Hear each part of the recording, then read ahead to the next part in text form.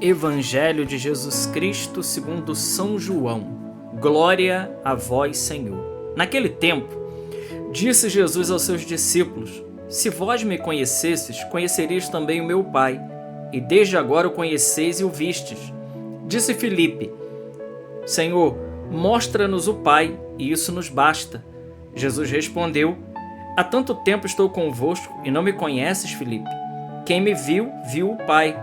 Como é que tu dizes, mostra-nos o Pai? Não acreditas que eu estou no Pai e o Pai está em mim? As palavras que eu vos digo, não as digo por mim mesmo, mas é o Pai que, permanecendo em mim, realiza suas obras. Acreditai-me, eu estou no Pai e o Pai está em mim. Acreditai ao menos por causa dessas mesmas obras. Em verdade vos digo, quem acredita em mim fará as obras que eu faço, e fará ainda maiores do que estas, pois eu vou para o Pai. E o que pedirdes em meu nome, eu realizarei, a fim de que o Pai seja glorificado no Filho. Se pedirdes algo em meu nome, eu o realizarei. Palavra da salvação. Glória a vós, Senhor. Queridos irmãos, o Evangelho de hoje, neste sábado, dia 27, é o Evangelho de São João, capítulo 14, versículos de 7 a 14. Jesus está dizendo aqui algo que é um pouco desconcertante para nós. Ele diz: Pois eu vou para o Pai, e o que pedirdes em meu nome, eu o realizarei. Aquele que crê em mim fará as obras que eu faço, e fará ainda maiores do que estas, pois eu vou para o Pai. Essa é uma palavra que, se a gente for olhar para toda a história que transcorreu depois dessa fala de Jesus Cristo, nós vamos ver que isso é muito verdadeiro mesmo. Veja, nós podemos ver, por exemplo, constatar isso no livro de Atos dos Apóstolos, lá no comecinho de Atos. Diz lá que a sombra de Pedro, quando Pedro passava, curava os doentes. Nós vemos que quando Pedro chega lá naquela porta daquele templo chamada Formosa, Pedro e João, e lá tinha aquele aleijado, aquele paralítico, e Pedro fita os olhos nele e diz: Olha, ouro e prata eu não tenho, mas o que eu tenho eu te dou. Em nome de Jesus Cristo, levanta-te e anda. Ora, nós olhamos o desenrolar de todos os atos dos apóstolos, nós olhamos, por exemplo, para a vida de São Paulo. Quantos milagres, quantas realizações São Paulo realizou, São Pedro realizou, os apóstolos de modo geral, todos eles deram a vida, mas não só. Depois desses, quantos papas na história da igreja nós temos santos e quanto relato de santos nós temos na igreja? Por que não olhar, por exemplo, para um São Francisco Xavier? Alguém assim que seria, poderíamos dizer, um ponto fora da curva. Porque São Francisco Xavier, ele ressuscitou mais de 25 pessoas.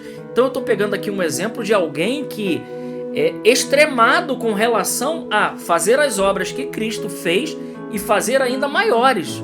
Ora, Jesus ressuscitou Lázaro, filho da viúva de Naim.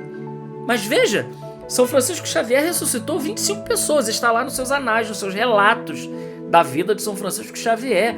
Por que não falar de um São Pio de Petreutina que lia os corações, aqueles que iam diante de São Pio para confessar, por exemplo? Padre Pio, ele simplesmente, quando a pessoa não dizia o pecado, ele falava: Você não vai falar aquele pecado, não? Ele já, de cara, ele já dizia. Ele tinha isso, né? O dom de ler as mentes. Um homem que realizou muitos milagres também extraordinários, que olhava para a foto das pessoas e diziam, aqueles que estavam na guerra: esse se salvou, esse não se salvou. Um homem que tinha o dom, por exemplo, da bilocação. Coisas extraordinárias. Então veja, o que Jesus está dizendo aqui, a primeira parte do Evangelho é: aquele que crê em mim. E aqui supõe a fé. A fé, ela está em primeiro lugar nesta situação, meus irmãos. Aquele que crê em mim. E claro, né? Nós temos falado ao longo da semana sobre a questão da fé. Crer em Jesus. Crer supõe muitas coisas. Crer é diferente, por exemplo, de acreditar. Nós podemos acreditar em muitas coisas, mas Jesus está dizendo aqui crer. Crer supõe uma submissão da inteligência àquele que se revela, àquele que fala, aquele que colocou para nós todas as realidades, Jesus Cristo. Isso é crer. E Jesus diz, se você crê em mim, você fará as obras que eu faço, fará ainda maiores do que essa. E Jesus diz algo que é muito, muito lindo. Ele diz, então, o que vocês pedires aqui em meu nome, então Jesus aqui ensina algo maravilhoso para nós. Jesus ensina a pedirmos em nome dele. Isso aqui é muito importante. Por quê? Porque nós não estamos pedindo no nosso nome. Nós estamos pedindo em nome de Jesus. Nós estamos pedindo no nome de Jesus. É aquilo que Pedro disse para o paralítico na porta do templo Formosa. Ouro e prata não tenho. O que eu tenho, eu te dou. Em nome de Jesus o Nazareno, levanta-te e anda. Porque não é no nome de Pedro, nem de João, nem de Paulo, nem de seja lá qual for o apóstolo, ou fiel, ou aquele que está ali em nome de Deus. Não, não é em nosso nome, é em nome de Jesus. E é exatamente por causa disso que Jesus atende os pedidos. Agora, eu gostaria aqui de trazer uma realidade para cada um de nós. Jesus está dizendo, o que você pedir em meu nome, eu o farei. Será que essa palavra de nosso Senhor, ela vale para tudo? Tudo mesmo? Tudo que pedirdes em meu nome? Porque esse texto bíblico, ele é às vezes um pouco mal interpretado. Por exemplo, se eu pedir, por exemplo, o mal das outras pessoas, é evidente que Deus não vai atender esse pedido.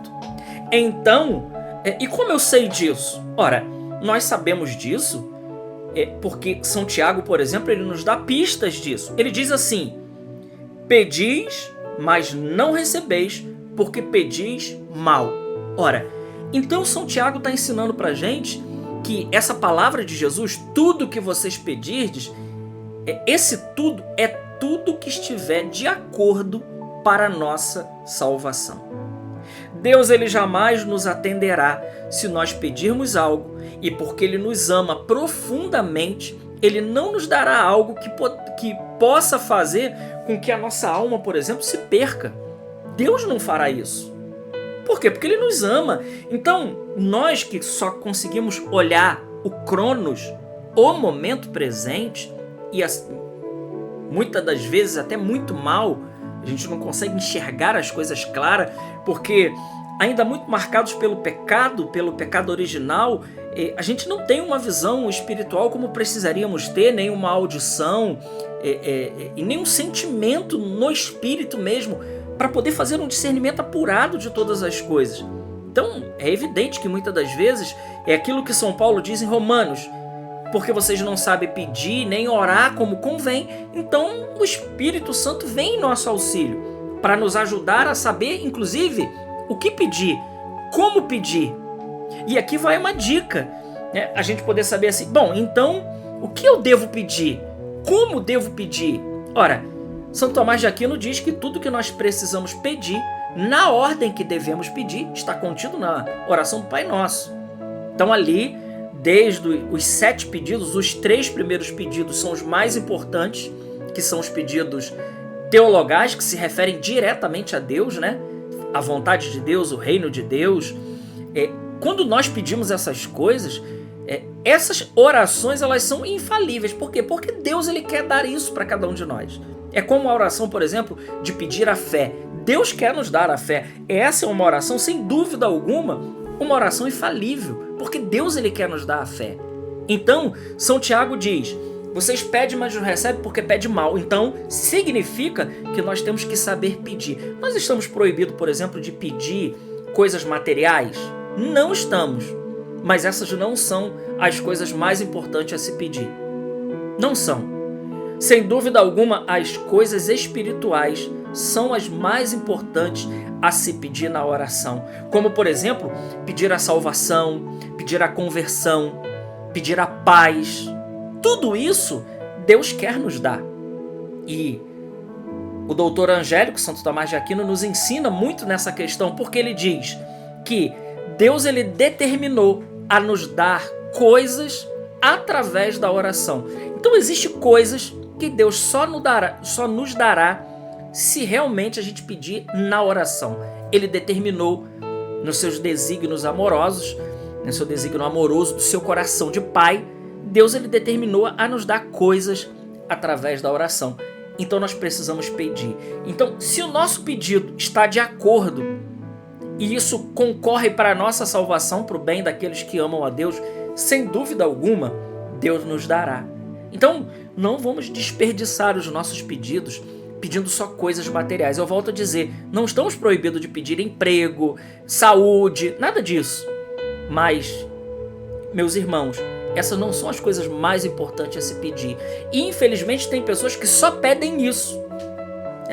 E muitas das vezes, Deus às vezes protela algumas coisas e até algumas coisas não dá para o nosso próprio bem, porque Ele não quer nos perder.